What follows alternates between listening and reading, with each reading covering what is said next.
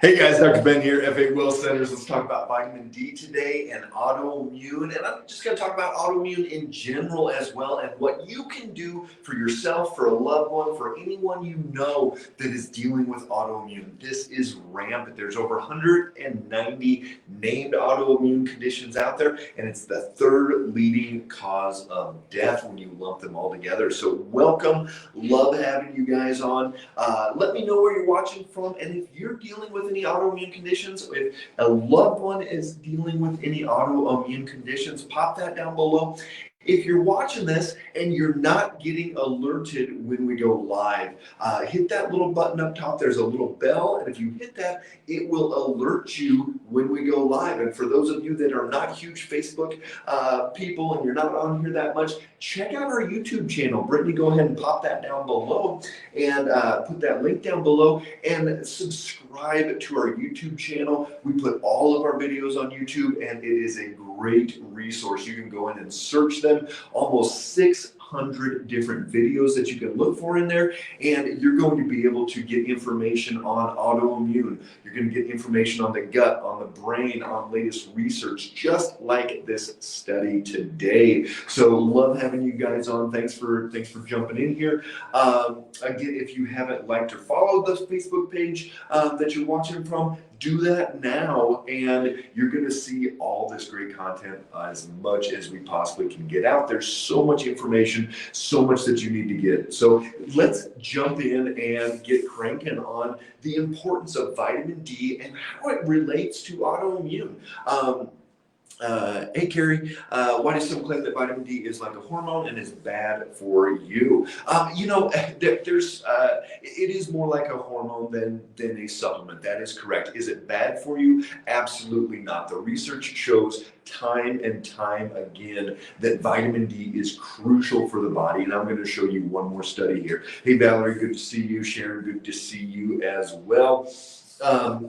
So let's get into it. Vitamin D, we've talked about vitamin D a lot over the last couple of years, especially, hey Jody, good to see you, especially because of COVID. We know that people are going to do worse with COVID when they have low vitamin D. They're more likely to get it, more likely to go to the hospital, more likely to actually die if they have low vitamin D as well. We've known that for moods, vitamin D is crucial for moods. That's why people in Seattle, Portland, I always joke when they were having all those riots and they had that whole area that they sectioned off and claimed as their own territory, that we're not in the United States anymore. I was like, take a helicopter and spray vitamin D all over those people. They probably just need some vitamin D in their life because they're not getting it from the sun. And so what we're looking at with vitamin D is it's an absolutely crucial thing.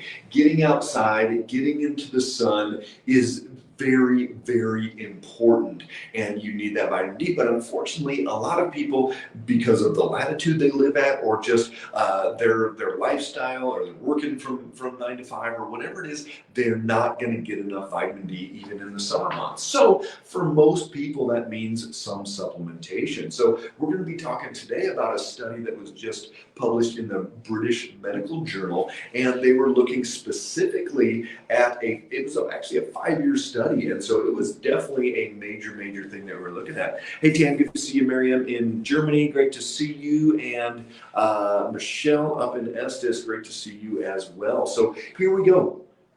Here's my story for the day, and this is just awesome. It warmed my heart so much yesterday. I've got a patient up in Wyoming, 35 years old, and she came in with MS, an MS diagnosis. She had lesions on her spine, lesions on her brain, autoimmune condition that was attacking the brain and spinal cord. And 35 years old, was sleeping 3-4 hours a day, taking naps every day, massage therapist, not able to do as much as she wanted to, having started to cut back on her clients, everything. And we started working with her. Vitamin D was one of the big things that was out of balance, and it was deficient, and it was low, especially for somebody with autoimmune condition. So we started working with her. Even within the first couple of weeks, I just finished up yesterday with her. She said, I haven't taken a nap for months, pretty much since we started. Hey, Hazel there in Nova Scotia, and Brian, good to see you as well. She hasn't napped for months. She's feeling so much better. She's down 30 pounds. She's working full time. I'm trying to get her to cut back a little bit because she's working so much and just going non-stop. And the most amazing part of this story is that she just got back from her neurologist here in Fort Collins, saw that neurologist. They did another MRI, and her lesions are actually going away. She has less lesions, and they're smaller than they were before we started care. And the neurologist's eyes got real big and like, holy cow, what are you doing? And she explained the process and everything. And I'm still waiting for a call from him, but I won't hold my breath. Here's the deal is that people can reverse their autoimmune conditions. People can heal their autoimmune conditions. Vitamin D 30 here, Nebraska. Yeah, Barb, you know what? For somebody with autoimmune, they need to be closer to 80. The research shows that they need to be closer to that 80 level. Alyssa, my vitamin D is like 12. How much vitamin D should I get and take daily? Brittany, you want to send her that the vitamin D link that we have to the Will store, and for somebody way down at 12, they're going to need at least 10,000 per day on that one. Hey Pam, good to see you as well. So here's the deal. Just like my mom turned 79 last week, she had MS. Into a wheelchair, using a cane, went on disability, all those things. That was 30 years ago, 25 years ago that she got diagnosed, and now she's 79 years old. She does grading boot camp. My 15-year-old was just down with her and dad for a week and a half over spring break, fishing every single day, and has been MS free for 20 years. It's amazing what the body can do. Hey Valerie, I'm vitamin D deficient. Started taking vitamin D. My number is 40, so I continue to do 2,000 of vitamin D. You probably need to double that. Most people need to be into the 60 to 80 range, and you probably need to double that. How much should you take to maintain the level of 80? Depends what it took to get up there, Brianna. For some people, if they needed to take 10,000 to get up to 80, then they probably need to keep taking the 10,000. But if they took 10,000 and swept past that and they were up to like 98 or 104, then they probably can do like a 10-5, 10-5 every other day type of a thing. All right, and Brittany, go ahead and put the link to the specific vitamin D, the DK combo that we like. So a lot of people that we use with vitamin D, we also give them K with it. There is a lot of research showing that can help that. So let's get into this study. This is from the British Medical Journal, one of the top 3 medical journals out there, and they were looking at a 5-year study where they took one group of people, placebo, and another group of people that they actually gave the supplement to. And so they did 3 types of supplements. One was vitamin D, one was omega-3 fish oil, and the other was a combo of vitamin D and omega-3. And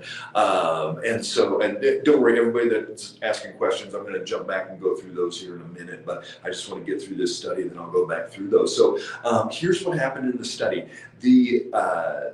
The group that took vitamin D, and they were only doing 2,000 a day IU of vitamin D.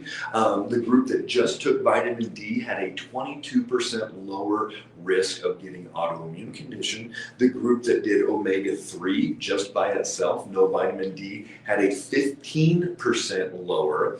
And the group that did both omega-3 and vitamin D had a 30% lower risk of autoimmune versus the placebo group that did not take either one of those. So pretty profound number. I mean, that's a significant difference. Just like yesterday, I don't know if you guys saw this, but I'm going to do a video on this one as well. Metformin, the diabetes drug, they found that guys that were taking metformin preconception, they had a 40% increased risk of their baby having some type of a birth defect. So pretty amazing numbers, 40, 30, 40%, that's a significant difference. There's numbers where, like the study in Europe where the COVID study where they looked at people that wore masks versus people that didn't wear masks, and it was like a 1% difference difference in who got COVID, whether they were wearing a mask or not. I mean, that's not significant, but 30–40%, that is a significant difference that we're looking at in there. So what does that say? Well, take your vitamin D, but omega-3s are going to be really helpful as well. And so that's one of the big things that we look at. And it's almost like, think about it like a multivitamin. I would rather have somebody take an omega-3 and a vitamin D every single day than taking a multivitamin. You know, it's fine to take a multi, but 99% of the people need vitamin D externally, and 99% of the people need some type of additional omega-3, whether that's more of the EPA or DHA, that's for another talk, but you've got to dig deep into both of those. So they were taking 1,000 milligrams of omega-3 or 2,000 IU of vitamin D, and then same thing if they were taking both of those. And so the reduction showed both rheumatoid arthritis, it showed reduction in Hashimoto's, reduction in lupus, psoriasis. A lot of the main autoimmune conditions had much decreased chance of getting those than for the people that were taking the placebo and not taking the actual supplement. So they found that there were some people that they gave higher doses to, and they even had a lower risk of autoimmune conditions. So again, vitamin D by itself, 22% reduction in autoimmune.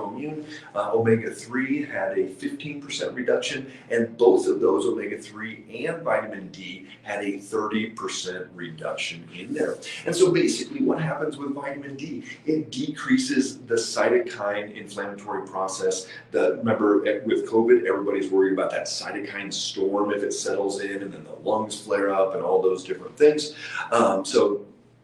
That's part of it. Ton, I'm going to get to the questions here in just a second. The vitamin D decreases the inflammatory process in general across the body. It decreases the B cells, which are going to be stimulating those autoantibodies, and it increases T cells, which is going to be more of the anti-inflammatory process in there. So vitamin D, absolutely crucial. Our optimal range is at 60 to 80. We've got some, my favorite thing to have on hand is some 50,000 IU. So it's one capsule, 50,000. You don't take it every day, but let's say you're coming down with a cold or COVID or flu or whatever it is, and you take that one per day for 3 days, jumpstart that immune system, and it's one of the best things you can do for that. So I'm going to go back through some questions here, and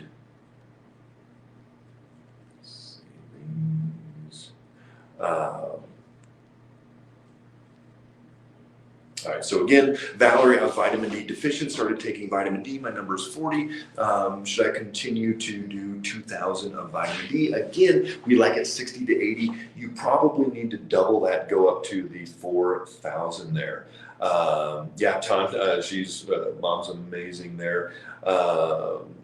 And then, I have well-controlled celiacs. I'm pregnant and my levels are 38. I'm taking 1,600 a day. Should I be taking more? Here's the deal, Carrie. When you are pregnant, when you're going through pregnancy, when you're going through any type of estrogenic event, so if you're going through puberty, if you're going through menopause, if you're on birth control, if you're having a baby, any of these things, it's an estrogenic event. You're more than likely going to rev up and restart or drive more autoimmune activity in the body. So yes, at 38, most women that are pregnant that are dealing with autoimmune need to be in that 60 to 80 level. So I would increase the amount that you're taking there. Ton, I take vitamin D with K. Yes, that is great. And Hazel, you have that same question there. Do you need to take K2 as well? And so yes, it's not necessary. For years before they started combining those together, we did vitamin D with patients and saw great results, didn't see any issues with it, no problems at all. But now the vitamin K doesn't even add anything more to the supplement cost, and the research is there. So we added the vitamin K back in, and there's enough pointing that it could be beneficial there. So Aaron, I live in Cheyenne and have had issues since having COVID in November. How do I go about getting an appointment? Aaron, send us a direct message, or Brittany will reach out and get a hold of you. But we would love to touch base. If anybody is within even 5-6 hours from our Highlands Ranch, Fort Collins, the Tennessee locations, come into the office, get a brain map, get your blood work done, come see the doctor, and we can take you by the hand, go step by step through the process. If you don't live, we'll call that locally. If you live remote, we just started with a lady in Canada, patients all over the country. We can do those remote. We can drop ship blood work, do a lot of things to help you out as well. But we look forward to meeting you, Aaron. Is vitamin C 1,000 enough, or should we take more? 1,000 is pretty good on the vitamin C. That's not bad. What supplement brands are made by big pharma? So unfortunately, if you go into a Walmart, a Sam's, even some of the Costco's, Walgreens, any of those brands that are in those stores, I would not even mess with. I haven't looked at, investigated who owns them, who makes them, whatever. But unfortunately, most companies, especially the cheaper the supplement, the less likely it is to actually contain what the label says is in there. So that's the big concern with supplements. Is it better to take capsules or liquid vitamin D? We've tried it a lot of different ways. For a while, they were saying, oh, you need vitamin D with a fat source to be able to be absorbed because it's a fat soluble vitamin.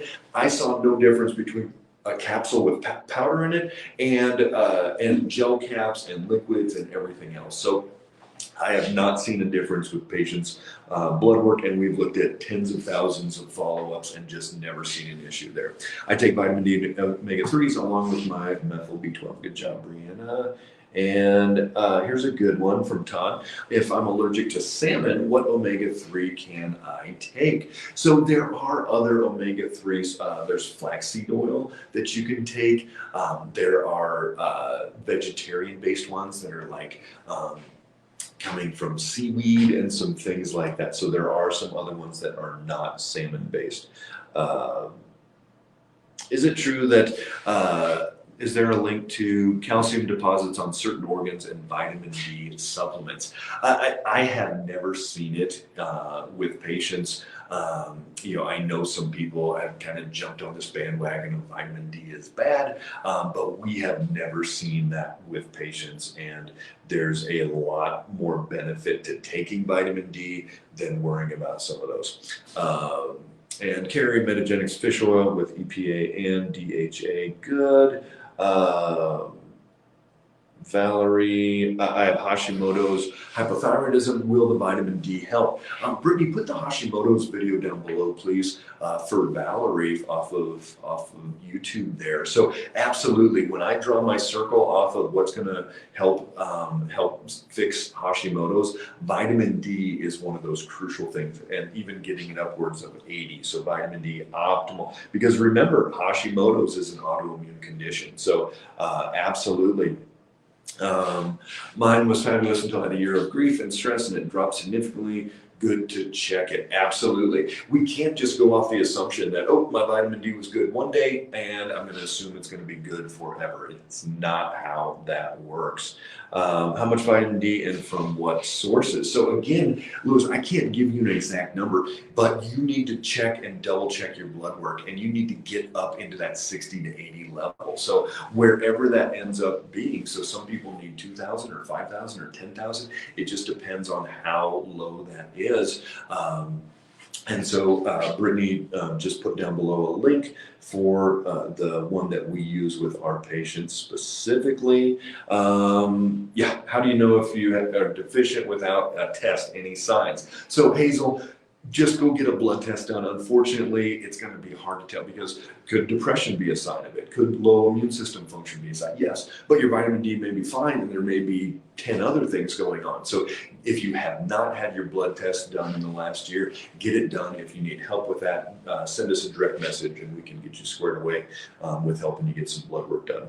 How many minutes in a day do we need to soak in the sunlight? I'm Hashimoto's. So I'm going to say if it's a direct, like 11 to 1 every day, a good 20, 30 minutes, and do it without sunglasses. The eyelids are actually a great way to absorb vitamin D. So do it without sunglasses on, or even regular glasses, because those have UV protection as well. So at least 20 to 30 minutes. If you're just not able to get out in the sun, even going to a tanning bed once a week is going to be helpful to help it. So for those of you that are worried about taking vitamin D and getting calcium deposits or whatever it is, then go to the tanning bed and do it for 10 minutes a week, once or twice a week on that, and that can make a huge difference as well. And check those. Wish I could get my levels up. I'm at 29. It's affecting my testosterone. How can I get it up? So if you're taking vitamin D and it's not changing, I would question the quality of the vitamin D. 99.9% of our patients, if they're taking the amount of vitamin D they need to take, their vitamin D goes up. I could count on my hand the number of times in 20 years that I have not seen a patient's vitamin D comes up when they're doing what they need to do. Maybe it's not enough and we got to go with some cofactors and some different things, but if you're taking a significant amount of vitamin D and it's still at 29, it's probably not really the vitamin D there. And what is the best form and source of vitamin D to take other than the sun? So again, Carrie, we've got the specific one that we use with our patients down below. Yes, Tracy, don't order off of Amazon. My levels are still 29. Yes, so the omega-3 600 grams, he's doing once a day. Most people, that 1,000 to 1,200 is a really good range to get into. So I would do a little bit more.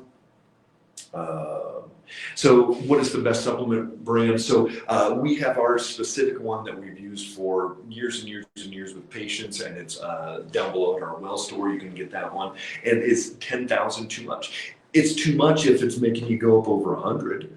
So how do you know? You've got to test and you've got to retest. But for the here's what I can tell you: majority, well over the majority of our patients, they start out taking 10,000 a day. So eventually they dip down. Some of them, yes, but definitely 10,000 is not too much for some people.